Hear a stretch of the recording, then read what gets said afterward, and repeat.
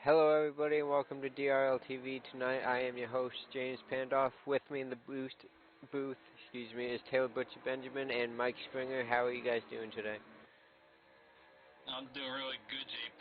I'm excited for this one for sure, and because when you come to Daytona, everybody feels like they got a legit shot to win. Because as you well know, Mike and JP, this track is definitely an equalizer.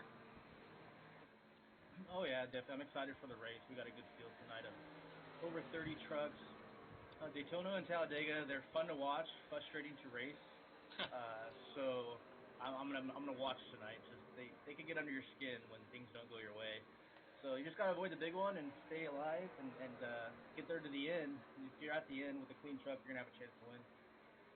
We got some guys in this field pulling double duty and some triple duty, such as Thomas Harmon, who won on Monday in the Cup race, as well as Alexander Russell, who ran well last night, as well as a few others, Bill Edwards, Dustin Jones. So, and of course the regular star-studded field of the points regulars, and this is definitely an opportunity race for the guys outside the playoff picture, like David Wellborn and Adam Purcell and Trent Helt and those guys, because this could be their ticket into the playoffs if they could pull off a win tonight. Absolutely. As we're about halfway through qualifying, tonight's event is 60 laps around this 2.5 mile superspeedway. As you see, some drivers are deciding to post the slowest lap time they can to start in the back of the field, so a little bit of strategy going on. What do you guys think about the strategy of starting in the back at a track like Daytona? I'm for it. That's usually what I try to do. Like I said, you said a 60-lap race, so you have to make it to lap 60 to win. I mean, you're not going to win on the first lap. You're not going to get to the front on the first lap. Some guys like to start up front, stay up there. But with, at least one pit stop tonight, I'll start in the back and just be patient. I mean, there's certainly pluses and minuses for both strategies, whether you start in the front or start in the back, because obviously we talk about the big one, and the best way to avoid the big one is to be running ahead of it, but sometimes the wrecks happen literally at the exact front of the field, and if that happens, then God help everybody, because it could take out a lot of people. As we see on our screen, new pole sitter at this moment. Oh, he just got bumped, but Craig Meyer currently in second. Adam Purcell is the driver that just bumped him with about a minute remaining in the qualifying. Looks like the top 10 are about a tenth apart. Close times up top. I see a lot of big names like Jeffrey Meyer, Robbie Armstrong, Steven Sims, Bill Edwards, and several others choosing the strategy of post the slowest time possible to start as far back as possible. Now, that could be an issue. If half the field does that, then you didn't gain anything. You're exactly in the pack still, so it depends on how other people do it as well. With the big field, I think it looks like half the field's going to try to play the safe route. Half the field's going to qualify. As you see, Jarrett Rogers in that number 9, slowly creeping his way towards the start-finish line with 20 seconds remaining.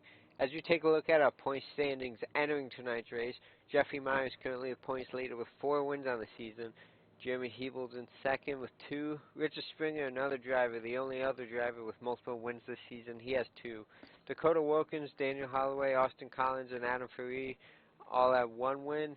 And as you can see, all those drivers in white, they have a chance. If they win here tonight, they will lock themselves into the playoffs. We have P.J. O'Leary, Casey Drake, Robbie Armstrong, Cody Gasky, David Lindahl, and Jarrett Rogers, all with great chances to do so. As we're about to grid this field up, I'm looking for Adam Purcell. There he is. You're on.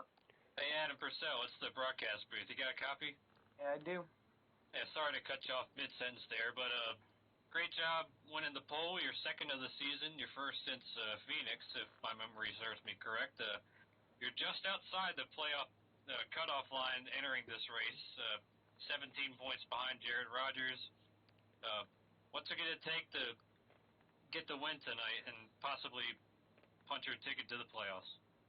Well, what I've noticed, and after watching the Cup race on Monday and the Xfinity race yesterday, the Grand National race, I noticed that most of the people who won the race or finished up in the front started up front and never left. So I thought my best, try and get pole, get top 5 somewhere there, and stay in the top 5.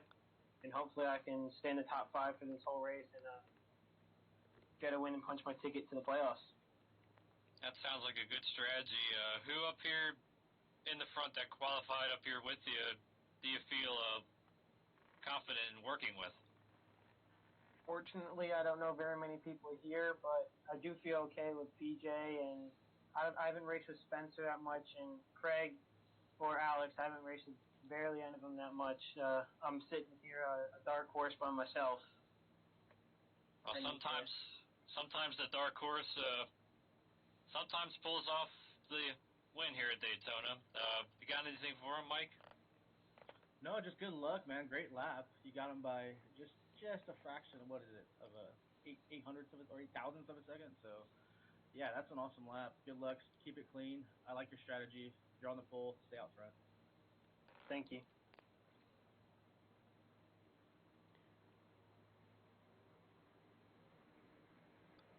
And that was Adam Purcell, tonight's poster. As we take a look at the starting grid, Adam Purcell starting in second, Craig Meyer on the outside pole.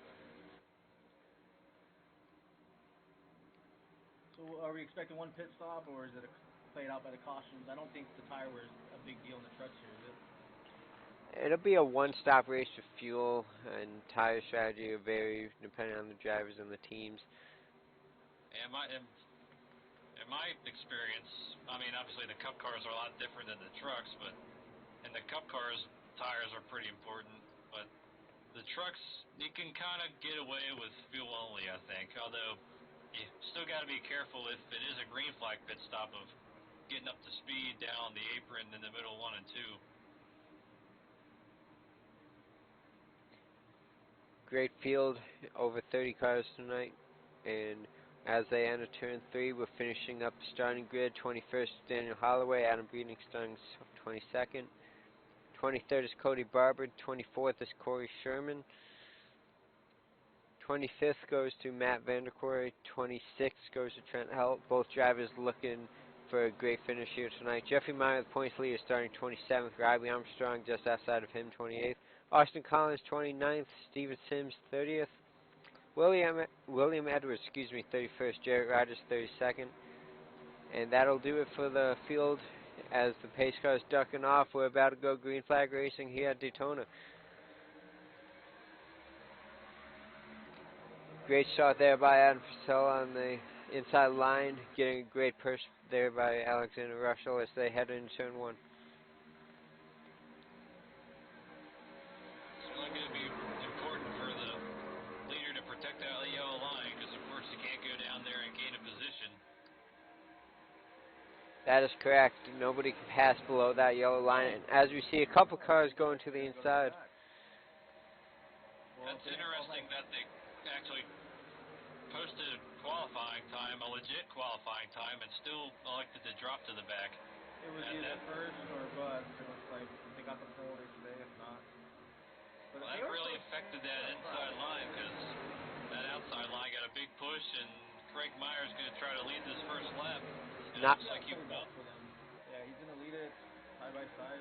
Not quite able to clear and drop down, though. He's going to have to stay on that outside line at least for another corner. As that inside line regains the momentum that it lost when those two drivers dropped to the back, we see Marvin Wingfield in that 19, Jeremy Hebel in that one truck, and right behind them, Dustin Jones.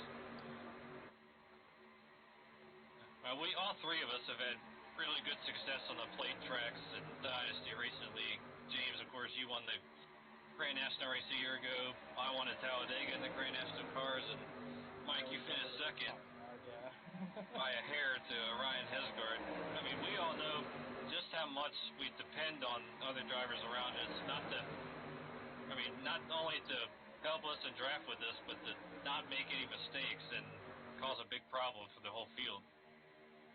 Yeah, and that's why I think that the restrictor plate tracks are frustrating because you have to rely on them. You have to rely on somebody else, and there's a lot of things that aren't in your control compared to most other tracks. Now we can already see who's planning on riding in the back entirely, as see a big pack just after Cody Barber here, about 22 trucks in this lead pack. As this run goes on and these tires wear, we'll see these trucks move side to side a lot more. Gonna have to be a lot more careful as we get to that point, but so far so good. That inside line seems to have a little bit more of an edge as Adam Purcell leads that lap.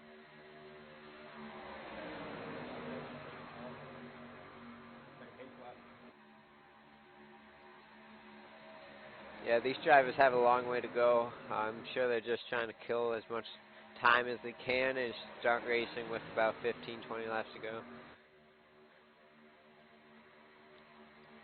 Here comes Spencer. He's shoving Craig Meyer just about even with Adam Purcell. Another big thing these drivers are going to have to watch out for is oil temp, water temp. They can't risk blowing the engine, especially this early in the race and in a big pack as they are. Yeah, we saw in the cup race at Talladega, Chris James early on losing engine. We saw in the cup race on Monday here at Daytona, we saw Jim Westerfield lose an engine and end up causing a wreck. So as here comes Marvin Wingfield out from behind Purcell. He's going to try to get a push from Meyer and get him a lap lead. What a heck of a run to get almost side by side by himself before he got the help in the 25.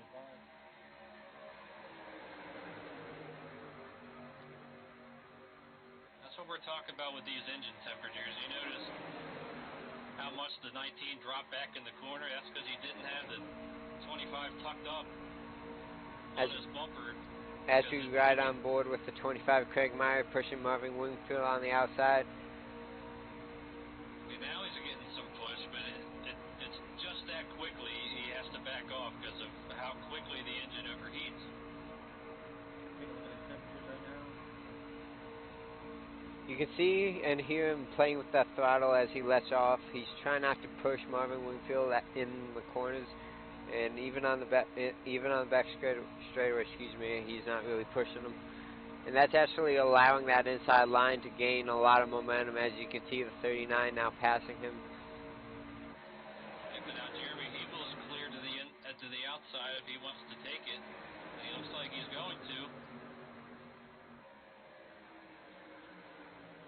Yeah, it's so hard to bump trap with these trucks because, I mean, the bumpers don't line up exactly like, say, the Cup cars do. And one miscalculation can cause a big wreck.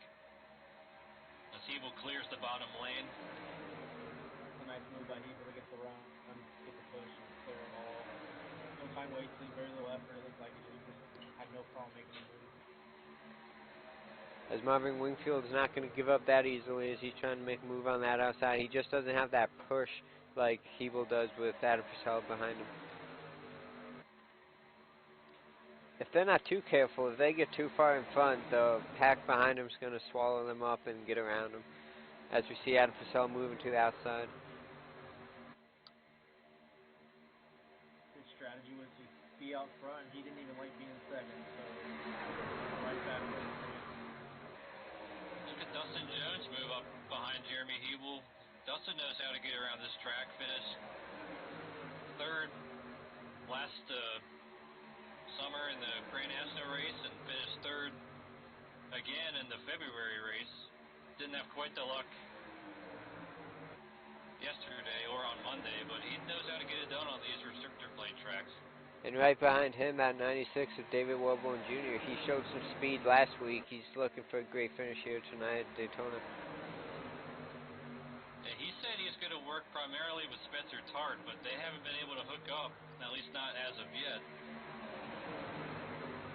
Oh, as we see a little bit of movement on the front bumper of Wingfield, kicking the 58 a little bit sideways, entering turn one that time. Look at Hebel pop out. That's his teammate, the 25, Craig Meyer, pushing him.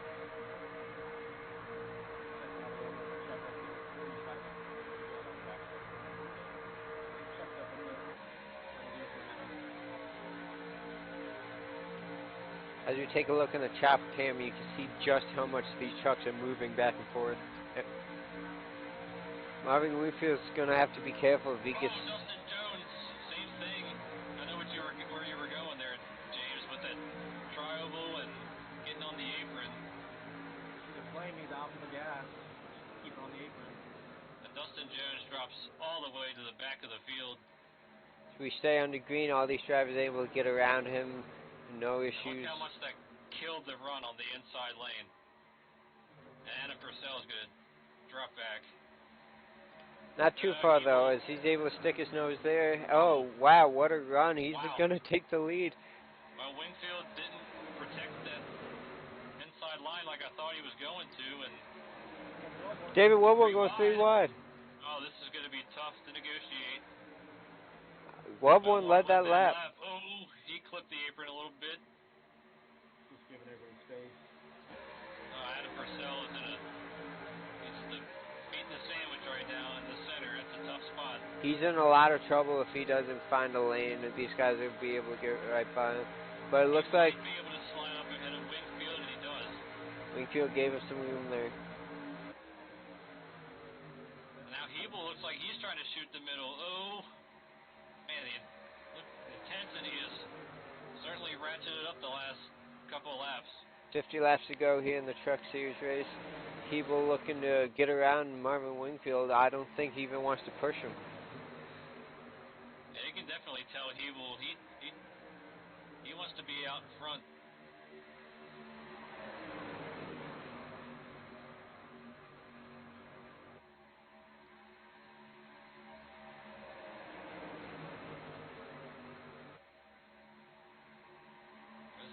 Up at the front of the field. I mean, it's non-stop intensity.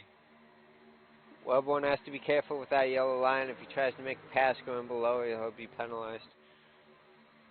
Wingfield has the bottom clear. Chooses to stay up there. Yeah, I don't think he's comfortable dropping in. Has Adam Purcell had that huge run as they exit the corner? He must like Hebel pushing him because he's gave him a couple of nice little boosts there and got him to the lead. And he's had several opportunities to drop down. Tansenay hit the apron, able to catch it. Well, he chooses to go back to the outside. Richard Springer into the wall. There they go. David Lindahl, Adam Faree both slammed the inside wall. We're going to stay green. Now the caution is out, an admin caution. So take a look at that wreck real quick. Well, so much for... We saw a father call a son to victory at Daytona in the past, but fortunately tonight doesn't look like we're going to have a son call a father to victory lane. Actually, well, come to think of it, your dad doesn't look, that doesn't look too bad. The 29 just got into the back end and turned him around. As you see one more time. Just air the draft sucked him up. David Lindahl had nowhere to go and ends up into that inside wall. I just wonder if maybe they saw Wingfield kind of indecisive on which lane he wanted to be in and to cover, but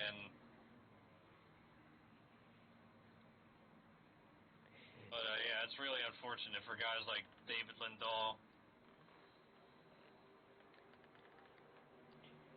It is too early for these guys to be able to pit and make it on fuel the rest of the way. They're going to have to pit at least one more time. We'll see if anybody decides to pit now. Take some tires. Yeah, the intensity was a little higher there the last few laps. And Adam is saying he barely touched him on chat. We'll see if this adjusts the mood of the restart and see if these guys calm down for a little bit longer before they really go back at it. It looks like these guys are coming down. Yeah, I'm sure they were just trying to log laps, but he gave him a little bit of a tap and just sent Springer around into the wall and then around. Everybody except, that might have been a lap truck. Oh no, we actually did have one stay out, Rod Faustino on the 16 truck.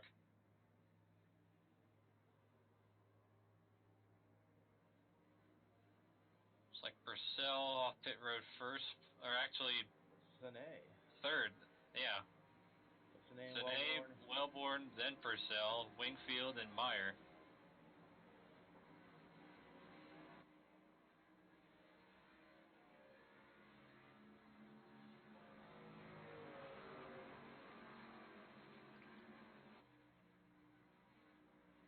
This should be a pretty quick caution as nobody was a lap down at the time.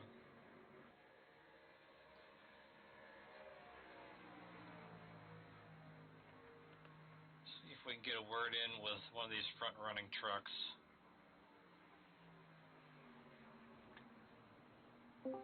Hey, Marvin Wingfield, you got a copy of the broadcast booth? Yeah, I got you. Well, the first few laps, the intensity seemed pretty intense from the drop of the green flag. At least that's what it looked like to me. How did it feel inside the truck? It felt pretty good. I had to watch my temps because I felt like I was overheating, and the longer that run went, the looser the rear got.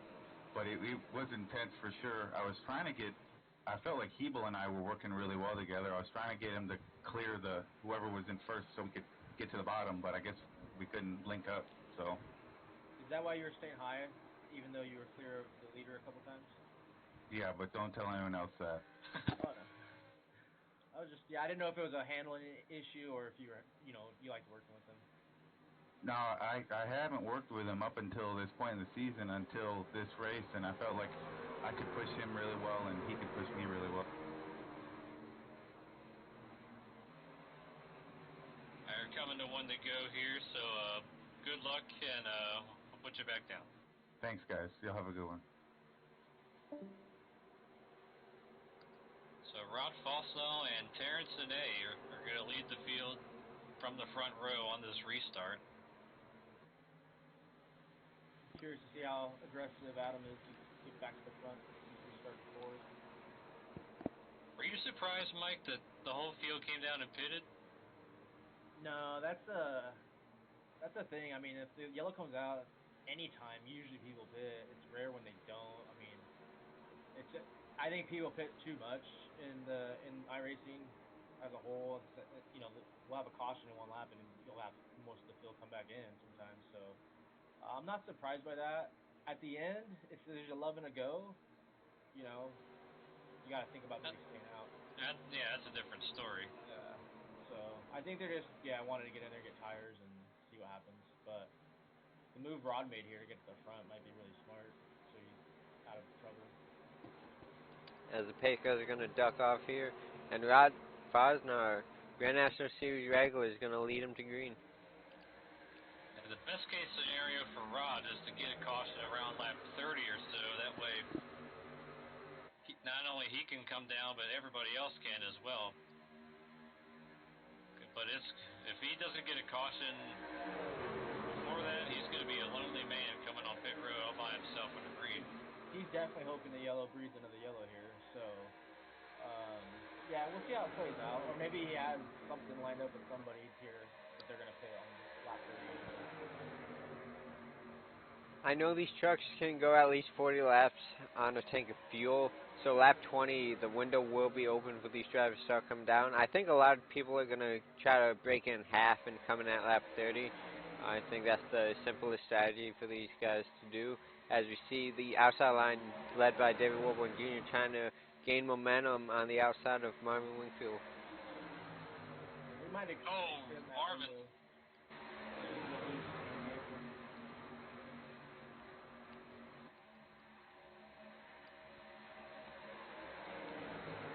That Yeah, out. we talk about this a lot, how difficult that tri-oval is. I mean, it's an 18-degree bank turn. And here comes David Wellmore getting a huge shove from Terrence Sine. Sine not quite clear of Fosnall. Oh, he's going to come down, and they're going to get together. Great job. Wow, what a save. Him. One truck down the apron makes, again, a spectacular save. Still under green as they sort it out. Oh, now they're 3 wide to the tri-oval again. Up at the front. Wingfield and Fosnall bounce off each other. Wow, these are some incredible saves. We're staying green. Definitely. Yeah, that was Spencer in the back that made it. Kyle Busch-like save. Wow, that was incredible. But the problem is, now well, he's still attached to this lead back, but he's got quite a bit of damage on the back end. 3 wide. Oh man, but Kind of make one.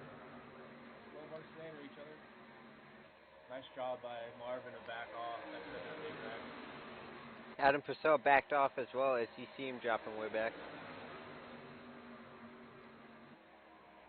So much for these guys calming down. Yeah, as we take a look at the number 30, we're going to go into the chase view. And it looks like he has a bit of damage on that left rear corner.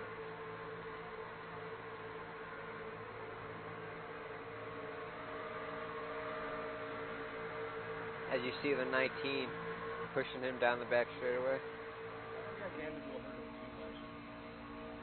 The only problem right now is they need more trucks up in that outside line. Everybody's real cautious now, so the energy's gone. Too much space between them. Although they're still making some progress. They're actually all the way up, even with the leader. Definitely trying to cool it down and get them to the front at the same time. Wellborn had the advantage that time by 0.003 of a second. Comes Russell to help the outside line. I don't think it's going to be enough. There's just too many people on that inside. See the 01 there, Justin Eichert in the 7, just giving the momentum all to the inside line.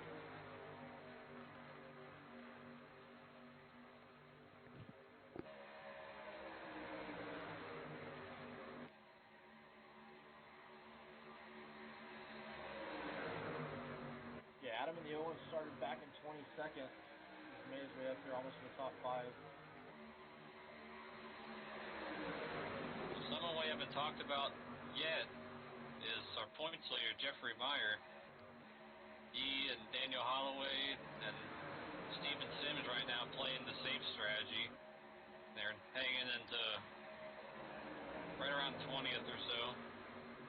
That's what they did in the opening races of season 2, and once it was time to go, those guys made a charge and finished up in the top 5. What happened to Sine? Oh, trouble with Peeble. Can he save it? They're bouncing off each other. Another terrific save. The whole field gets on the binders. But we're still gonna stay green.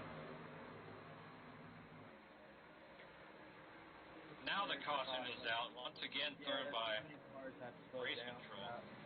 Yeah, too many drivers' speed was impeded there. If it was only maybe one driver, I think we would have stayed green, but that was like half the field. They had to do that. You got damage on both ends of the truck. It's amazing, though, that nobody's gone all the way around, though. As you see, just the huge stack up that it caused there. A couple drivers through the grass, but nobody ended up. Technically, they haven't wrecked either time. We threw caution both times, so they've actually done really well. For the big winner in all that were 2 DPR teammates, Robbie Armstrong and Dustin Jones. They're now running 5th and 6th, although Robbie did get some. Yeah, he got some contact on the left side. Jimmy Hebel has a lot of damage to the back end of his truck as well. Although I think at Daytona, if you're going to have damage, you want it on the left side, right? You don't want the rear too high, or you don't want the front to be messed up at all. Yeah, the front's where all that aerodynamics comes into play. The back you can kind of deal with a little bit of damage. You just don't want that spoiler lifted in the air and causing drag. Yeah. But I think Robbie's damage is just, I'll have to get a good look, but I think he has minimal left side damage. It's mainly on the left front. You see the hood Okay. crinkled a little bit. Oh yeah, it is popped up a little bit.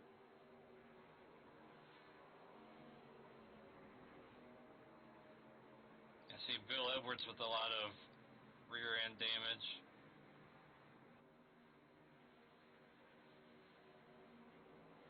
Along with Dakota Wilkins. Of course, Dakota won here in February.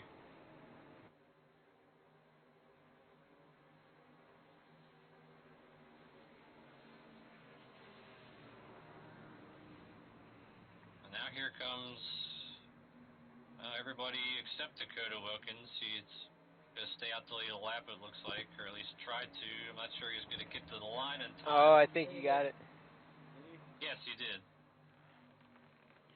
So you see the leaders come down pit road now. He got it by a quarter of a second. Gonna watch this race off pit road.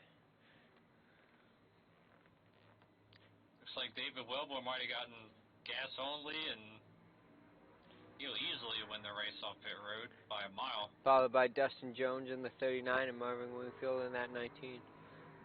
Well, look at our pole sitter, Adam Purcell. He's got some front end damage. As he does, let's take a closer look at that. Oh yeah, you can see a bunch of scrape marks and definitely dented up front end. It looks like he's getting some of that repaired as you saw that animation occur on the screen. Wish it was just that simple in real life, you know? So, Dakota Wilkins in that 44 is going to be the leader. Coming to this restart, we're going to have 34 laps to go, I believe, when they take this green flag. They can make it from here on fuel. They haven't wrecked yet. That's even with the green white checkered. Oh, okay. They have enough in the bank. There was a green white checkered in the first time from the Peak Series this week. That's right, at Kentucky, and we saw the ill effects of that as we saw Ray Alfalo go on his roof, and we saw green white checkered in the Cup race. I don't know if there'll ever be one on iRacing that green white check was people don't wreck. It's just gonna happen every time. And also one last night, if I recall. Too tempting.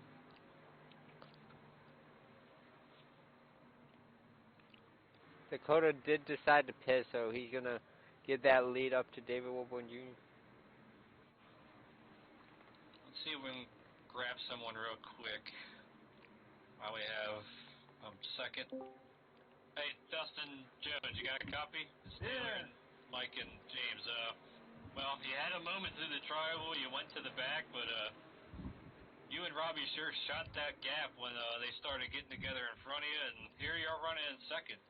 Yeah, I got a little hairy there going through the trial. Well, I'm surprised I saved it, but it was good. I kind of fell to the back, and I didn't want to wad anywhere else, but it worked out well. And then Robbie and I got hooked up after that caution, and he tried to change his mind and said, "Let's go." So we kind of pushed it. This might be a stupid question, but now that you're back up there, you're going to try to stay up here as long as you can, right? Oh yeah. I don't plan on leaving the bottom line here. As long as I can get a good start here. And last two starts, I missed a shift there a little bit, but I'm just hoping I can get a good start and hold this bottom here. I don't want to get anybody in front of me. Very nice run so far. Yeah, you guys have been really intense early in the race, so just keep the truck clean, get there to keep the speed, finish. Yeah, just try to have a good finish, and I definitely don't want to mess any point guys up, and it's just definitely it's fun to run something else for a change. I run the B car all the time. It's definitely different. Nice change of pace to run something different. What's different for you compared to the B car? Well, I'm probably a bad person to ask on that, but I like the you can definitely draft up a lot quicker with these. That's for sure. I mean, these punch a big hole, and you can pull from a lot further gap than you can in the V car. It seems like if you get, eighth of a second, or their whole second back in the V car, you risk losing it. But you can almost catch the draft from over a second back in these, and still be okay. Cup car now. Let's see. Yeah, I don't have a lot of experience in the Cup car yet, but I've run a couple races here and there and had some fun. We appreciate you chatting with us for a little bit, and hopefully you have better luck than you have had the last 2 nights. Coming to one green, so we'll let you go. Alrighty, thanks guys. That was Dustin Jones running second. How about David Wellborn taking the outside here, given that the fact that his teammate is second on the bottom? Yeah, it's just odd choice. But I think he maybe thinks he'll just get a good restart and get to the bottom and clear the 39 of Jones.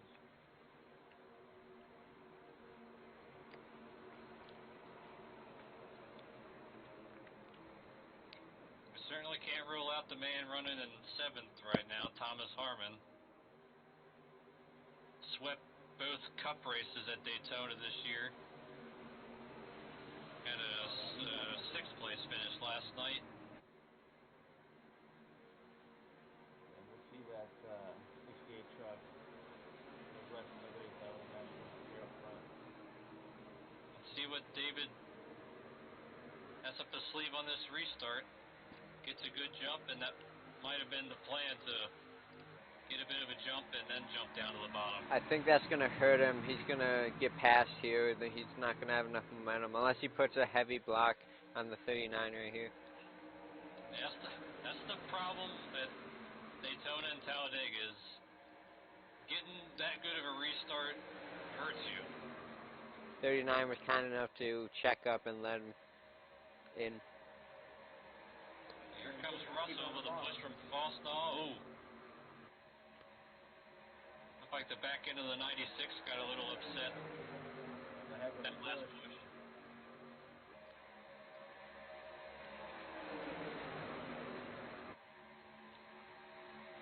Alexander Russell. Go to the front here with Harmon out there, Russell, 22 of Williams. Watch this outside line. And we know Russell's had some experience leading here in Daytona.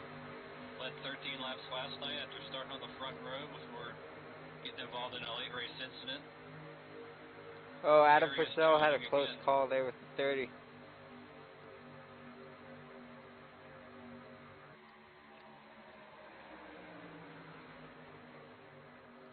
see Rod Fosnall entering the corner, getting a little bit to the right side of the 43 to try to cool that motor down a little bit. We lost the momentum. We need to cool his truck down.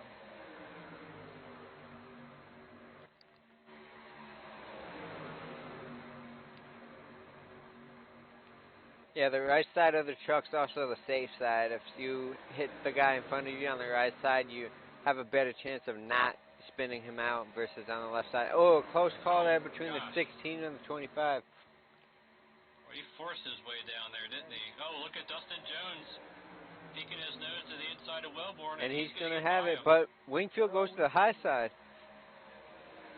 Now Russell's trying to go 3 wide. Yeah, Russell didn't like that. It's getting dangerous now. We know who Wingfield's going to go with. He's going with his teammate. Mr. Backs in the front. And how frustrating is that for Dustin Jones to make a great move to get Wellborn off that yellow line, but just not have the help? Yeah, he went from 1st to 5th there in a matter of a couple of corners. He said he wasn't going to leave the bottom, so I think he's playing it safe. As Alexander Russell in that 43 is getting pushed by Thomas Harmon. Look at Bill Edwards behind Harmon. We talked about how Edwards had quite extensive damage on the rear end. Well, that's all repaired for the most part. And here he is up in the 3rd on the outside row. We're past Looks the like halfway Russell, point now. if Russell's going to get this lap led. And now that we're past that, Oh, Russell Russell goes third. around. Well, Stink Russell. He was trying to side draft him, I believe. Just got into his corner. We should stay green. I believe we're going to stay green. Nobody's speed was impeded on that one. We're going to go back up to the lead pack. David Warborn Jr., Thomas Herman on the outside of him. Russell's speed was slightly impeded. I actually want to see if I can grab a replay of that. Yeah, it looked like a side draft incident, which I think Russell expected Wilbur to be closer to the yellow line. Yep, 43 just goes around there as we go back up to that lead pack. Crossing the start finish line now. Harmon and Wellborn. Harmon led that lap by 0.02 of a second. Little shuffling going on in the back with that red car. I can't quite tell who that is.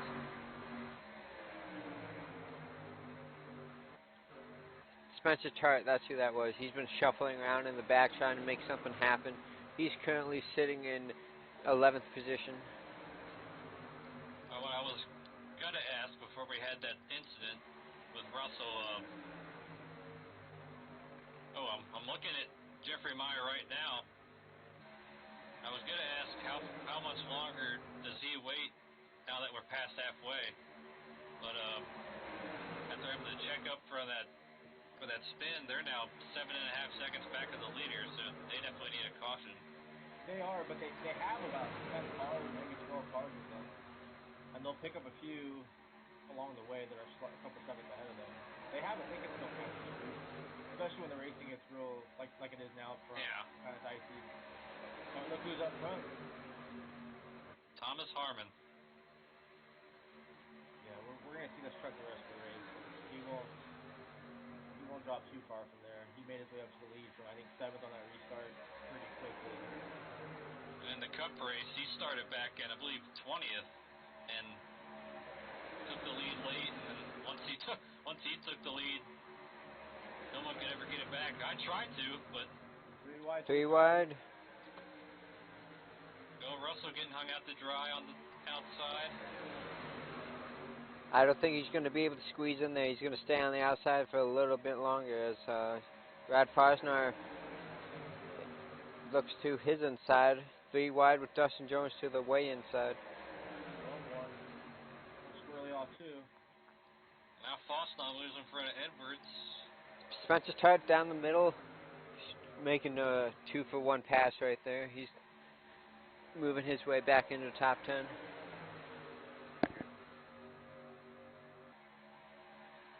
mean, it wasn't but a few laps ago we saw that 98 truck almost 45 degrees in turns 3 and 4.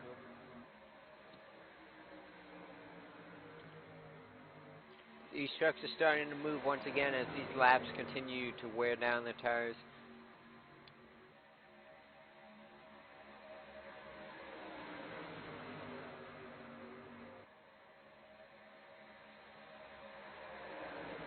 Sideline's got a lot of energy with the 5 trucks. And here comes the pole sitter, the 6 truck line on the bottom. Well, look at the... Man, where did that... So could stay with a group of 3 or 4, brought into the wall. Oh, gosh. Wingfield had about a millisecond to come down and clear Thomas Harmon, but he didn't get down there in time. This team didn't lose too much momentum. As we see these trucks just continue to move back and forth in this traffic cam, we see Marvin Wingfield having a little bit of momentum on that high side. Rod Farsnall just not able to quite tuck in behind him. I'm not sure if he's doing that to try to keep his water temps down or if he's having trouble with the car. As he's giving a nice push down the backstretch. Still kind of moving side to side, but it's effective until they get to the corner. Terrence Renee hanging on right behind them. Trying to get it cool down. Just one big chunk here, I think. You get 2, maybe 3 chunks. Oh, gosh, man.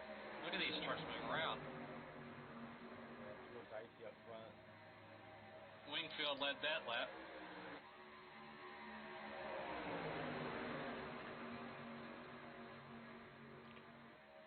We now have 4 vehicles on the high side as Jordan Berry has joined them on that outside line. And Jeffrey Meyer was 7 seconds back. He's under 6. He's about 5.8 now. And this making a group little is, bit of headway. yeah, they're definitely catching this front group running lined up like this compared to everyone shuffling. He's got plenty of time. So you go back up to the front. Marvin Wingfield giving David Woodward Jr. a great push as they're going to be able to get past Thomas Harmon. And they clear him. Both drivers clear him. That's the best case scenario, is to have your pusher come down and clear that inside truck along with you. Yeah, Jones wasn't directly on Harmon, and so they just weren't going fast enough to get 2 trucks by them. That 16 truck is having trouble as the 30 finally ditches him, and everybody's driving that inside line now. And he's getting shuffled all the way to the back. Well, that's a sick, lonely feeling, Mike, isn't it? He tried to force his way in there, but no room between he and Jordan Berry. It's not fun when there's just a train of cars or trucks are going by. If Harmon tries to get to the outside corner of Wingfield. Now Fallstall tucks back in line, back in 10th behind Purcell. There is a lap truck coming up. These guys are going to have to make that work, going 3 wide more than likely as they catch this lap car. Yep, that's Alexander Russell. Let's see what factor he plays. Hopefully we're going to catch him when they get to the corner, so hopefully he stays up against the wall.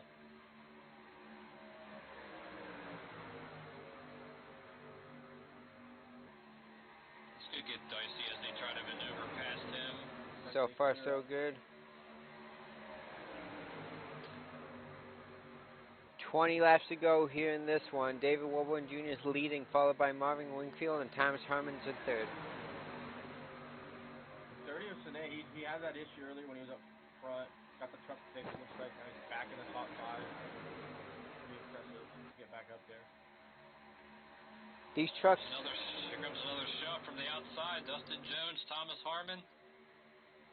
Oh, Dustin might not want to open that too much because here comes, is that Spencer Tart? Yeah, Spencer Tart in the 98. Spencer thought about it. Realize it might still be too early to force that issue. Yeah, there's 2 to go. He's definitely making that move, but 20 to go. Especially when that's his teammate. Maybe he was trying to tell him. In front of Jones. He might have been telling him, hey, get down, or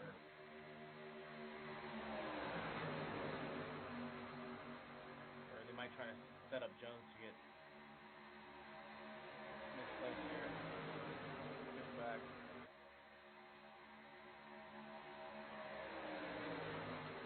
Jones said he was going to hug the bottom, but I think he saw how quickly Harmon got to the front, and now he keeps just bagging him.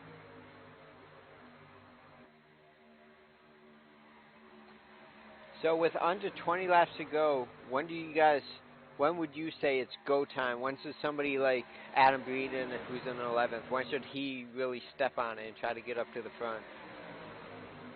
Oh, he's got plenty of time still. I think it was go time for those guys in the back, and now they're losing time. But it was go time for those guys a little bit ago. But if you're in the top 10 or 12, if you can still see the leader here, it's not go time yet. You got another 10 laps. It also depends on where you're at in the pack. Or if you're these bad boy teammates, Sims, Holloway, and Meyer, you want a caution flag. I expect more 3 wide racing as the laps count down. These guys are getting more desperate. It looks like we're about to see about halfway with the 01. 72's moving around a little bit. Yeah, those guys are looking to probably start maneuvering a little bit closer, but not really pushing the issue. This lead pack's really tighten up as you see both lines forming really well. No one's really strung out anymore. As the 30 makes contact with the 98. I'm not sure what caused them to slide up off that yellow line, but they recovered.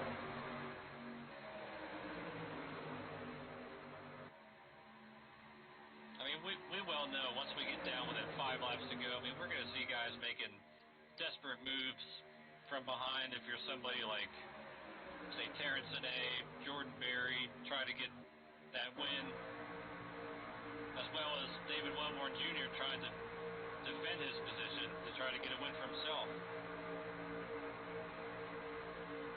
Ooh, looks like Wellborn. I know his teammate Wingfield is probably committed to him at this point, but So before we had the green-white checker, you know, it would be trying to get to the front because if the yellow came out with 5 to go, you can win. But now you don't have to kind of worry about that. You're going to get another opportunity. I wonder if the strategy you can afford to wait a little longer. is a little bit more patient, I guess.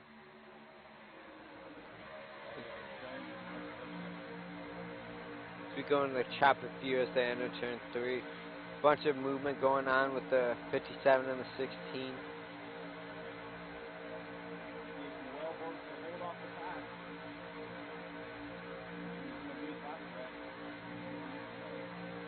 He looks. 15 laps to go. I mean, he basically called his shot.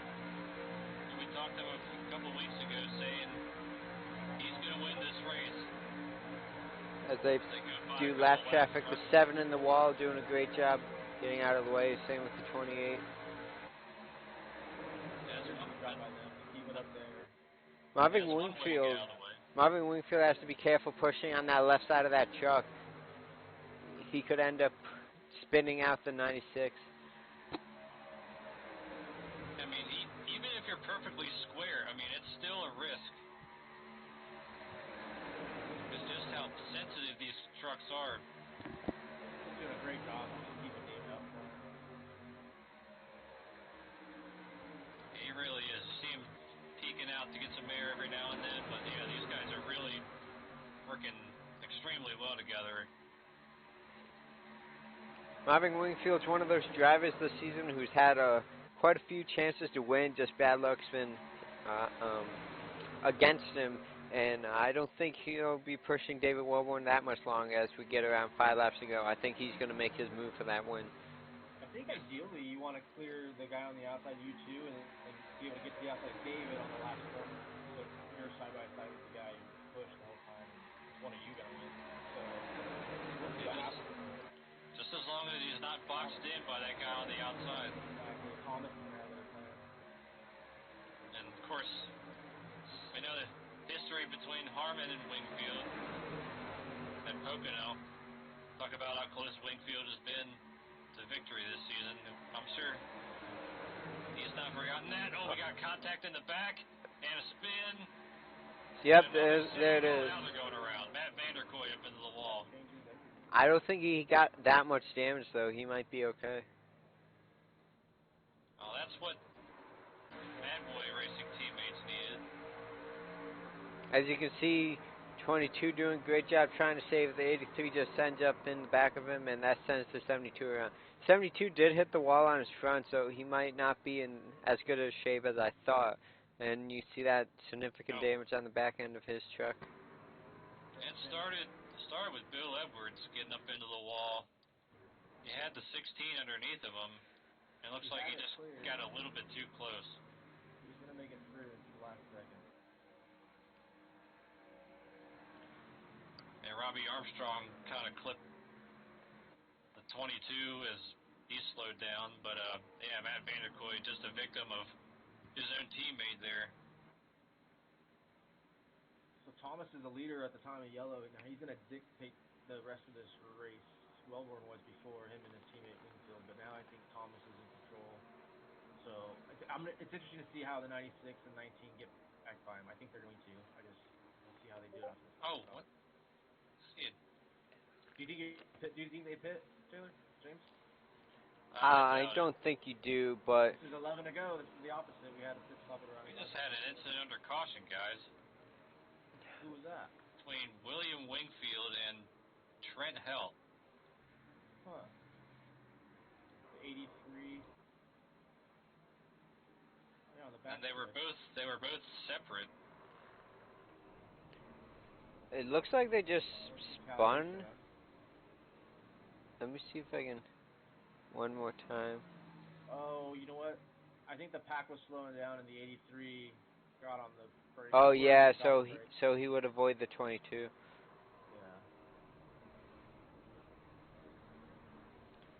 Did a great job keeping it out of that tire barrier though. I think Trent did something similar.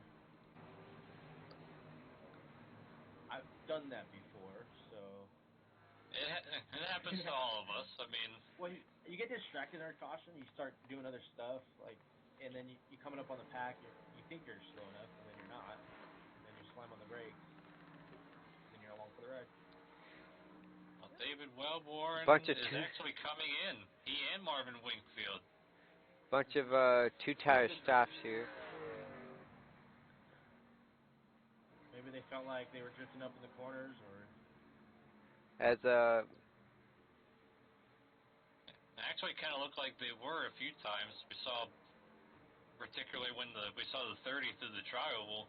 I thought when David was doing it, I thought maybe he was giving the 19 air in the middle of the corners. But when the 30 did it, yeah, it was in the tri-oval. So I don't know if tire wear is a big issue if you get with the trucks here. Seems like they haven't had too much of an issue. Now, that could either be a brilliant move or a move that could cost them. Depends where they restart here.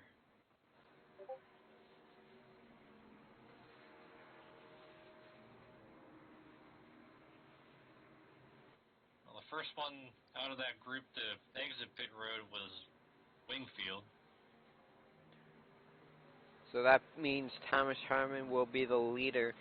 We're gonna have a restart with 8 laps to go, if I'm not mistaken here.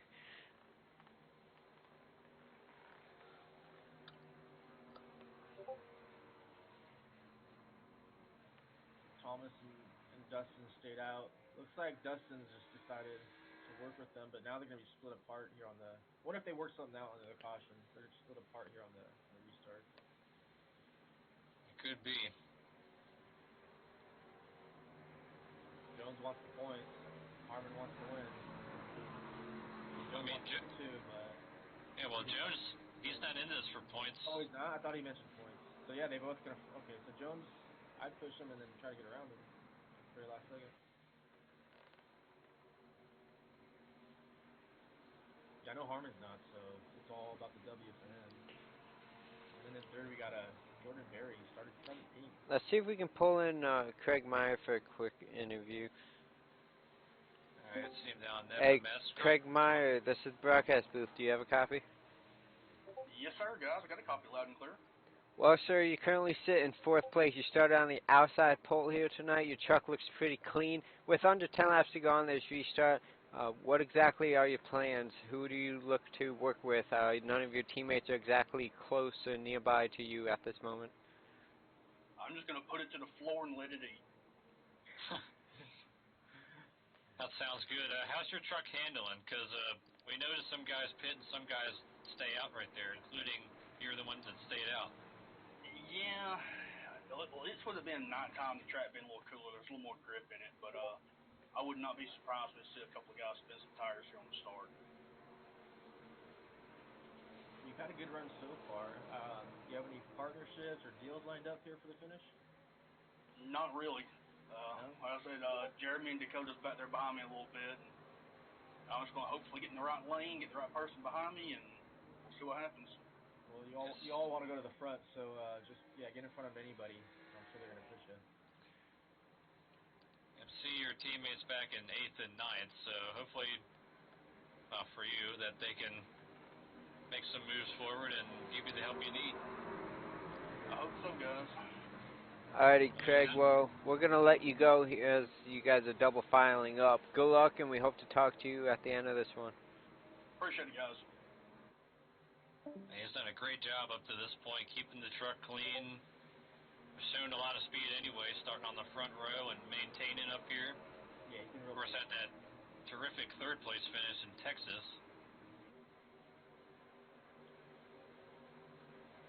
It's going to be 8 laps to go here at Daytona. Will we run all 8 laps green? I'm hoping we do. I'm hoping so too, but won't surprise me if we don't. been a great race so far. Other than the two admin cautions, that was the first official caution, that iRacing had to throw out. We've seen a lot of really terrific driving tonight, but even when some people were in distress, I mean, a lot of great saves, a lot of guys getting stuff sorted out. We should have had two big ones, and we didn't have it at all. Well, not yet, anyways. But here they come. Harmon and Jones on the front row. 8 laps to decide. Green flag is out. Daytona.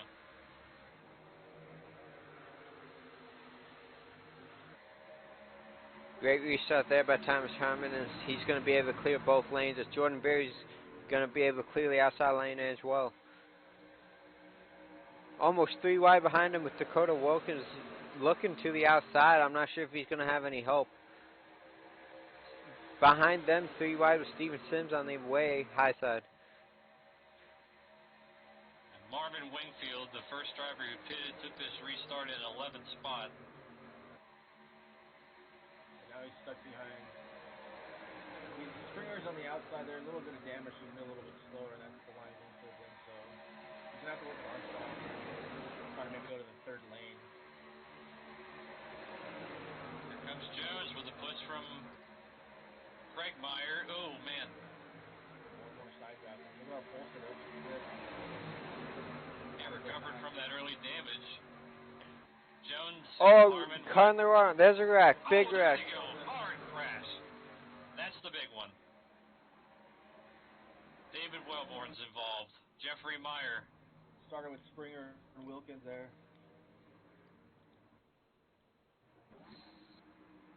See if I can back up for that.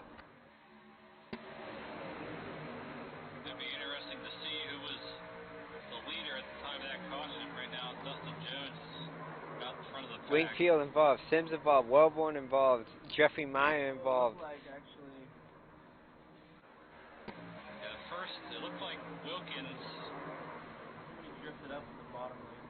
Oh, look, yeah, it was the 16. And yeah, the 16 to 21, the first two to touch. That shoots the 21 into the 44. That's a chain reaction. Robbie Armstrong gets into the 19 of Wingfield. That sends him up and over, and then the whole field just stacks up. I don't know why he decided to drift up there in the corner. All 3 Bad Boy Racing teammates got involved in that. Holloway, Meyer, and Sims.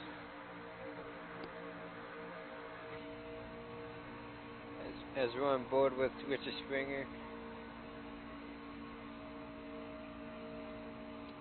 If we can, one more time, let's get a rear view.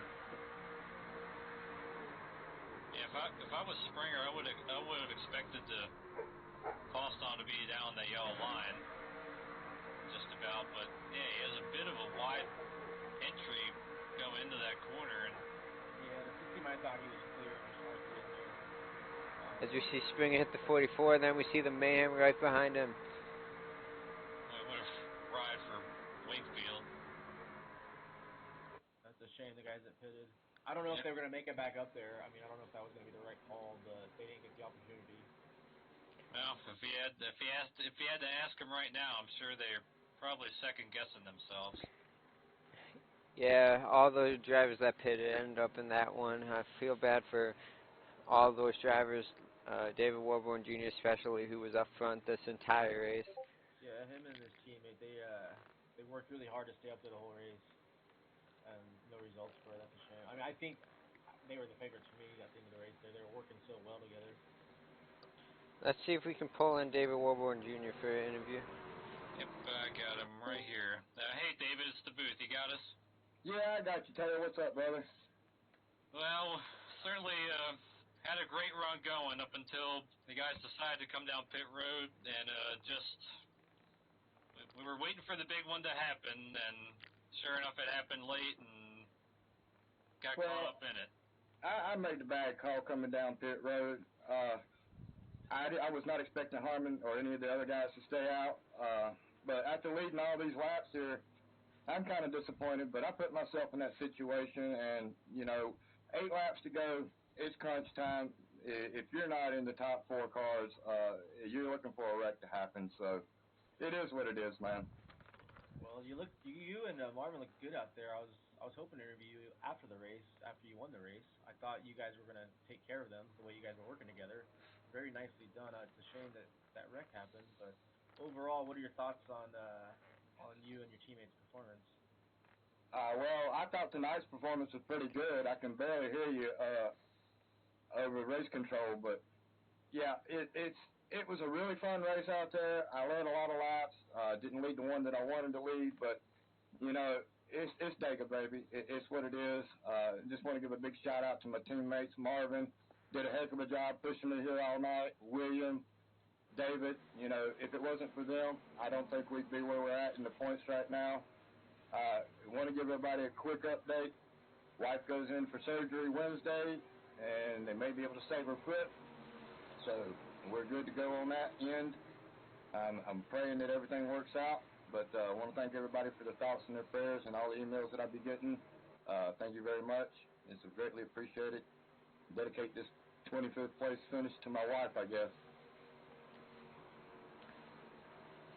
Yeah, we're certainly pulling for you, and certainly we're hoping that you were going to dedicate that finish to your wife at a much higher position than 25th. They certainly put on quite a show here tonight.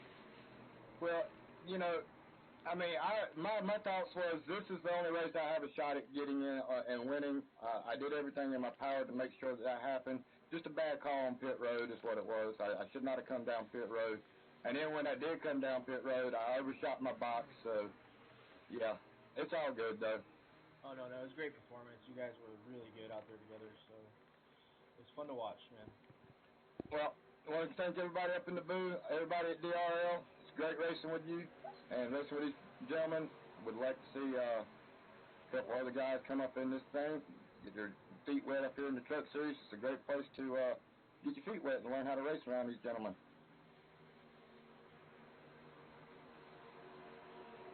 We certainly understand the disappointment, but certainly no shame in tonight. You gave them a great run for your money. We'll let you go. Enjoy the rest of your night. Yep, 10-4. I got 10 minutes of required repairs. This race will be over by that time. And our sixth place runner just fell out of the race. Yep, Spencer Tart. I'm looking at. It just had a random error info come up on us computer screen. That's quite a shame.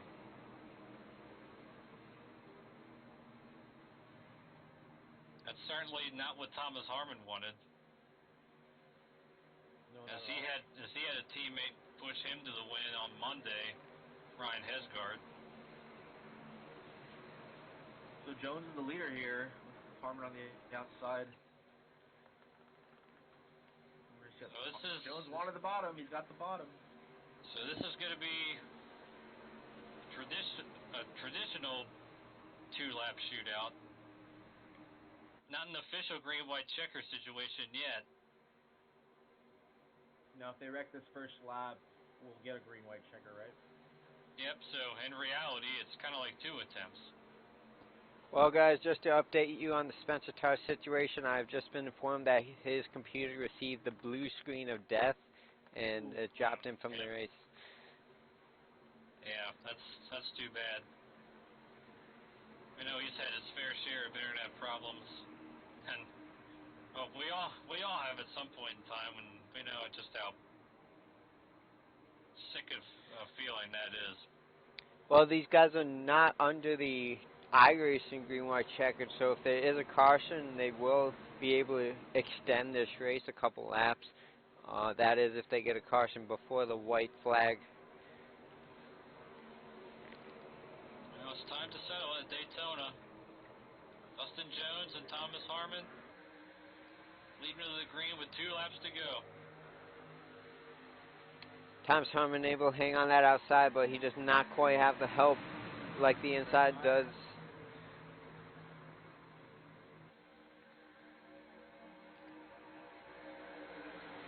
He needs Jordan Berry and Jeremy Hebel to pick it up here and give him a push. Not quite able to 39. clear him, but the 25 and the 58 are right on his bumper. The one's And going now to he drop to will. the inside. Yeah, that's going to hurt that outside line a little bit. 27 to help though on the outside. I think he noticed he will have a little bit of damage. Cody's going to go to the outside, try to make his way forward. That might be game over for Thomas Harmon if the 25 is able to clear him. The outside lane just isn't forming. I don't know. Jordan Berry is pushing him. White flag is out. White They flag. moved to the white flag. This race is going to end under racing conditions. Comes at him. Going to get by 4 guys on the last lap. He's going to try. Can Craig Meyer push Dustin Jones clear of Thomas Harmon and maybe make a move himself? This is when you don't need any more air to the motor. You're just going to let it blow if it blows.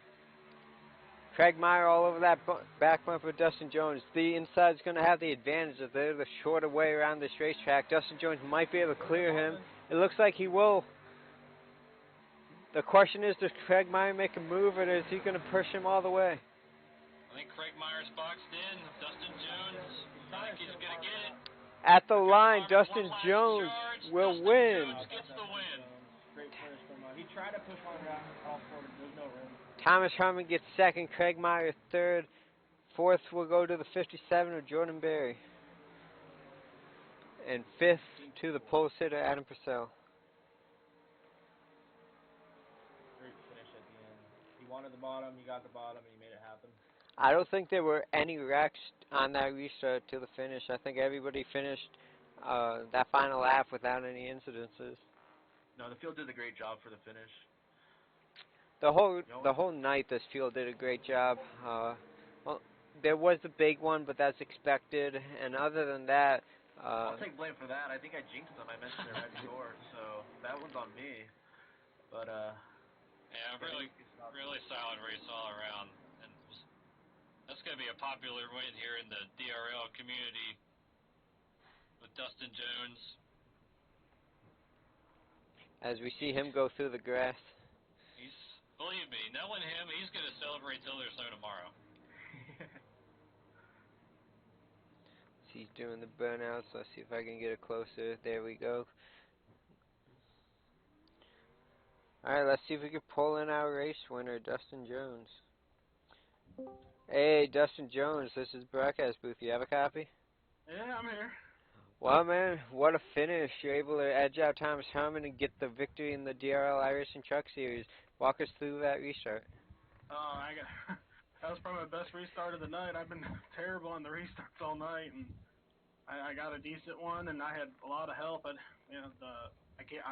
terrible. I can't remember who was behind me now even, but they were pushing, and I tried not to give them any room to go around, and it all worked out. Harmon couldn't get enough of a run. I tried to move up just a little bit to kind of make him let up just a little, and it all worked out.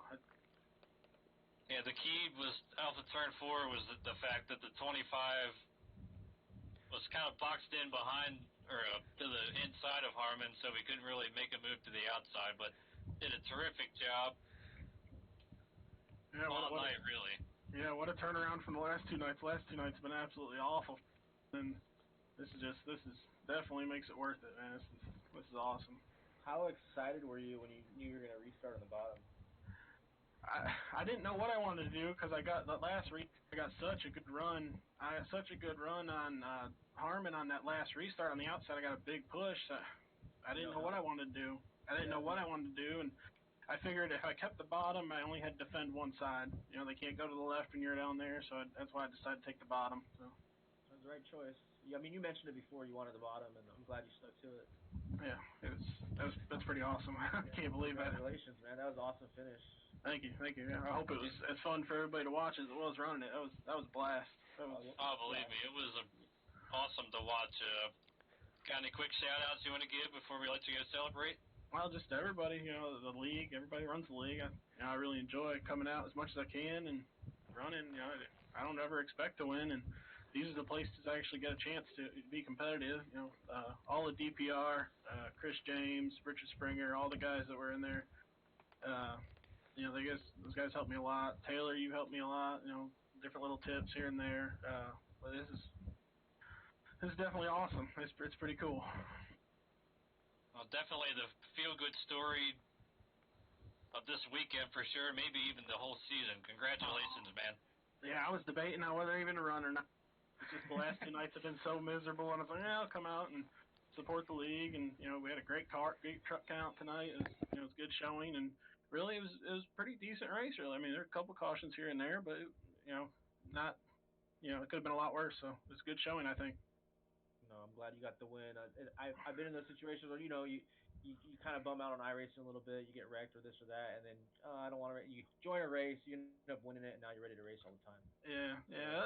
I won't say I was bummed out. Daytona, you expected to have those kind of nights, but this is definitely it's definitely pretty cool. Awesome. Well, congratulations, man. All right, thanks.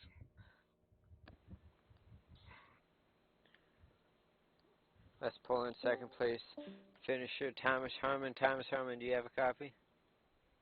Yeah, 10-4 guy. Well, man, you almost had him at the line. What is it that you needed to get by him? When I come across the line, and once we all started separating there after the finish, it looked like there just wasn't any help in that outside lane other than Barry. And if it was just him back there, he did one heck of a job pushing to keep us up there with those three guys. And the fact that we even finished side by side with the front two there, that's amazing. Yeah, we noticed that right off the restart, off turn 2, right after the restart, that he restarted behind Barry. He dropped down and kind of had that top lane die out, but really, I'm sure it was an unfortunate set of circumstances when your teammate had his internet issues. Do you think that played a factor? Could he have helped you get that win right there?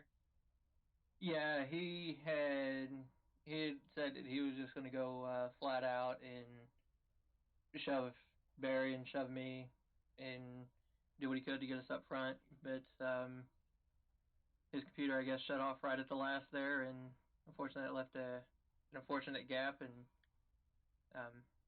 non-teammates, so I couldn't rely on him as much.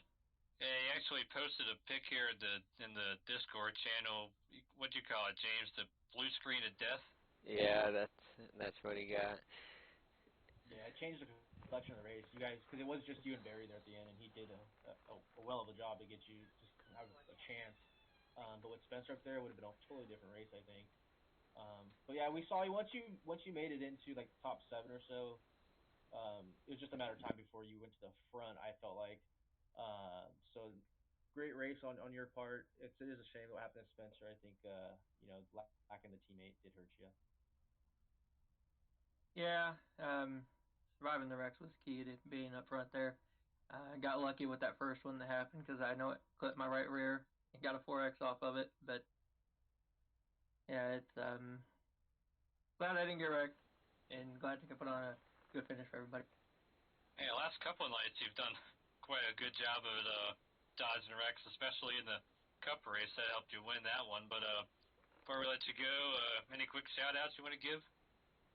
Yeah, start off with a shout out to Jordan there for pushing. Heck of a job. Shout out to Dustin. He pushed me up to the front there, and I had every intention of putting him behind me when we restarted, but those guys pit and put us next to each other. Shout out to the S2R guys. I know the points drivers here caught some bad luck towards the end of it, but I think one of them finished fairly decently due to that big wreck. You guys up in the booth, all the DRL admins, race control, and to friends and family that show up every week and watch. And Avril's now on the truck, so shout out to Avril as well. There you go. Certainly a solid week. All 3 nights. 3 really solid runs, and Yeah, you got good luck. We see you next week. Yep. Hope to see you next week in Kentucky and see what we can do there. Yep, I'll be there. Have a good one, guys. Take care. All right, now let's move on to our 3rd place runner, Craig Meyer. You got a copy, sir? I got you loud and clear. Well, your 3rd place finish of the season mirroring Texas. If he looked like, I'm sure you were really itching to get that first win, as you were the highest driver in points to tonight, but I'm sure you just needed. It looked like on the replay coming to the checker, you needed just about another half of a truck length to clear Dustin or clear Harmon and to make that move to the outside. But certainly a great run overall. Yeah, I can't complain with the third place. Clean truck, absolutely clean, not a dent in it. That just feels great, and that's the only downside. The outside, they had a good run out there, and just kind of got boxed in on the bottom. Just all I could do was push. Did you try to shove him maybe a little bit? It looked like you tried to drift off 4 a little bit. Were you trying to make that hole? I was trying, but at the same time, I didn't want to get to somebody's quarter panel, and send us all flying and all that. If a hole would have been there, I'd have plugged it. But it's just I was going to push, and if a spot come open, I'd have taken it, but it didn't. That was a great run. Your truck was like the cleanest at the end. I mean, spotless, like you said. And you were in the mix the whole night too, so very impressive. Yeah, I'm actually surprised. I think it's the best run I've had this year.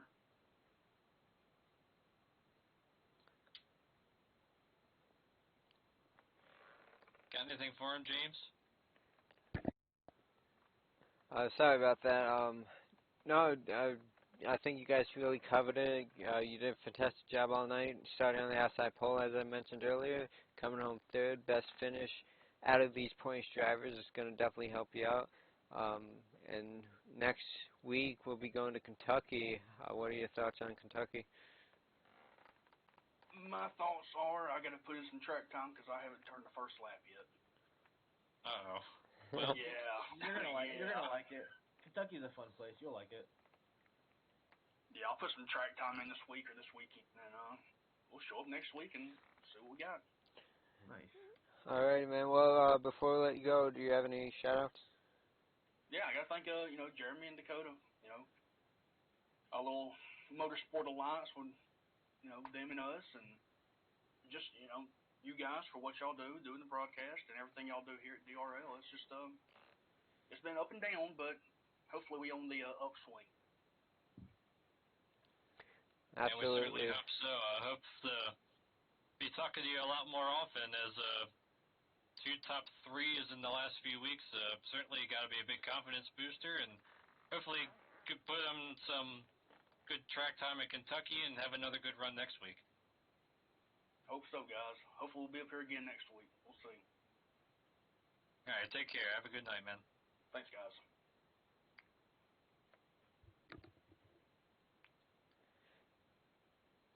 Alrighty, that was our third place finisher, Craig Meyer. As you see on your screen, the next race in the DRL iRacing Truck Series will be at Kentucky Speedway. That will be 100 laps on that 1.5-mile track.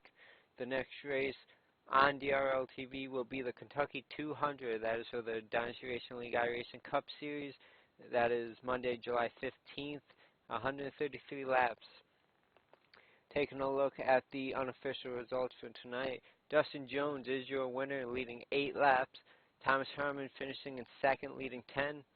Craig Meyer, who we just spoke to, the highest finisher of these point drivers, finished in third with 1 lap led. Jordan Berry comes home fourth. Adam Purcell, the pole sitter, leading 10 laps tonight, comes home with a top 5 finish. Jeremy Hebel coming home sixth with 1 lap led. Terrence Renee seventh. Cody Gasky comes home eighth. Ninth goes to Adam Breeden, and top 10 goes to Corey Sherman. Great run for the 6th machine. Richard Springer 11th. PJ O'Leary 12th. Austin Collins is 13th. Matt Vanderkoy is 14th. Rod Farsnar leading 3 laps tonight, and that 16 comes home 15th. Dustin Eichert 16th. William Edwards 17th. Cody Barber 18th. Trent Helt 19th, and Dakota Wilkins comes home 20th, leading 1 lap. 21st goes to Jarrett Rogers. 22nd goes to Spencer Tart, who had that issue with his computer early in the race. William Wingfield 23rd. Alexander Russell 24th, leading 1 lap. Daniel Holloway comes home 25th. David Wilborn Jr., leading the most laps tonight with 22, comes home in the 26th position. Marvin Wingfield, his teammate, leading 3 laps, comes home 27th. Robbie Armstrong finishes 28th. 29th goes to Steven Sims, and 30th, Jeffrey Meyer. 31st, David Lindahl in that 88 machine, and 32nd goes to the 29 of Adam Ferry. Taking a look at the point standings, this was prior to tonight. Jeffrey Meyer, Jeremy Hebel, Richard Springer, Dakota Wilkins, Daniel Holloway, Austin Collins, Adam Ferry, and now have wins on the season, taking a look at the credits, thank you to James Fandoff for the owner and financial roles. Graphics go to Martin Wenzel and Jordan Gonzalez.